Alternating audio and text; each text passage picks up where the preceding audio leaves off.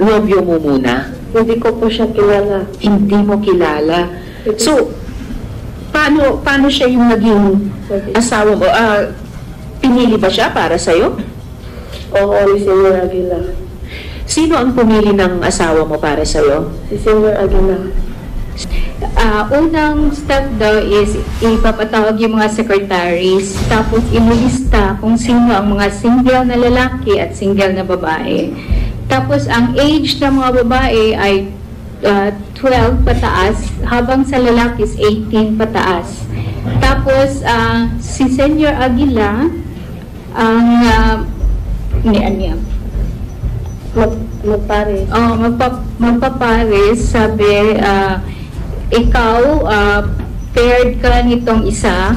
So, hindi daw sila pwedeng humindi dahil Diyos naman daw kasi ang nagsasabi na yun yung pares nila.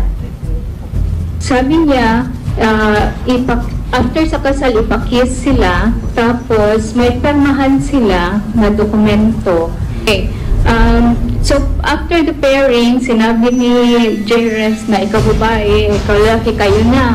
So, pupunta sila sa parents nila at magpaalam na ikakasal na sila at saka kukuha ng mga ninong at sinabi niya na magdadala ng flower at pupunta dun sa seremonya.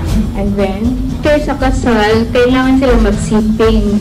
At sinabi daw ni Jerence na pwede authorize ka ng kunin or rape yung ano mo, yung wife mo kasi kasal naman kayo.